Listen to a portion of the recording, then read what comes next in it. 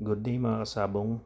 Pumunta kami sa farm ni Sir Martin Escolin sa Batangas para kumuha ng kanyang trayo na Boston Roundhead. Pumili kami. Kukunti pa lang stag doon. Kaya nagsuggest sila na kung gusto namin straight comb, hahanapin kami sa Rojas City.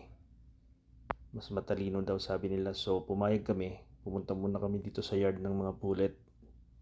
Ayan po, mga sweater Boston Cross sa kabila, sweater Lemon and sweater Possum, mga bagong dating from Rojas. So kumuha kami ng dalawa. Ito yung nagustuhan namin sa lahat ng pinahuli namin. Ito ang pinakamaganda sa tingin namin, dalawang sweater Boston Pullet straight comb. Galing daw sa 5K sweater ang straight comb na lumalabas. Then pumunta kami dito sa Pure Boston na yard. Kumuha kami ng isa. Pumili kami ng isa dahil nagsuggest sila na hanapan kami ng isang straight comb din dun sa Rojas City, sa farm nila.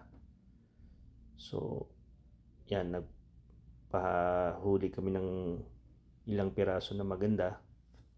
Namili kami, may isa kaming nagustuhan dyan. Tapos, antay na lang daw kami ng mapipili dun sa main farm sa Rojas. Ito po, dinala na natin sa farm yung napili namin na dalawang sweater Boston straight comb at isang P-comb na pure Boston.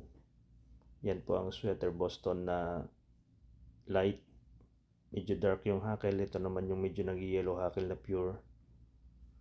Antay na lang kami ng ipapakita nilang video pag may nahanap daw silang straight comb na stag. Ito po, after 1 week nag-send sila ng stag. May spar yan, medyo okay naman, matalino siya. So nagustuhan natin. Kaya nag-decide ako na ipadala na lang yan sa Batangas. Doon namin kukunin sa farm nila ulit. 6 months old na stag, early bird banded, WPC, pati mga pullet. Then after 2 weeks, ayan po, dumating yung order namin. Ito yung sa right side, pero mas maganda, mas nagustuhan namin itong sa left na lemon hackle. Mas maganda katawan niya. Tapos kapatid pati ng pulit namin na unang nakuha yung nasa right na yan.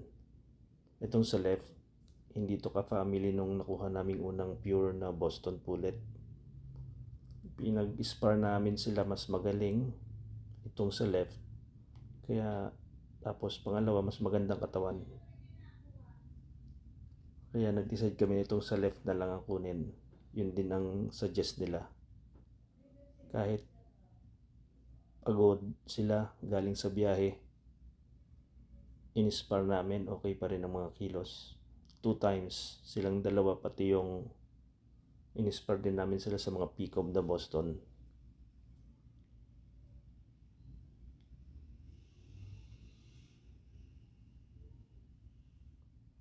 Medyo yellow leg siya na lemon hackle, mas light color siya. Ayan po silang dalawa. Hindi na nga lang natin pwedeng ipakita yung spar. After that, in-spar ulit sila sa mga P-comb.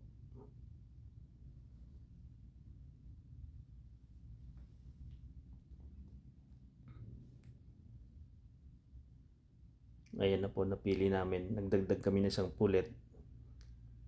Ayan na po, dinala natin sa farm yung dalawang bago. Nilagay muna natin sa malilim. P-comb ulit yung nakuha nating pullet. Wala daw silang nahanap na straight comb doon sa Rojas City. Kaya pumili na lang kami doon sa mga bagong dating. Kami ulit yung mga unang pumili. Ayan po, umuupo na siya. 6 months, ito na po sila. Pinagtabi-tabi na natin yung nakuha natin lahat kay Sir Martin. Yung pure Boston na straight comb. Nasa kabila naman yung mga pullet, bali 4 na sila. 2 pure Boston rounded, tsaka 2 sweater Boston cross. Straight comb pareho. Lahat yan mga 6 months. Yung iba na medyo umupo na, ready na magpa-breed. Tapos kumuha tayo ng isang sweater yellow-legged Dutch cross. Medyo mas malaking manok to kaysa dun sa pure Boston na stag. Tingnan natin kung saan siya pwedeng cross. Maganda siya. Magandang material din. Maraming salamat.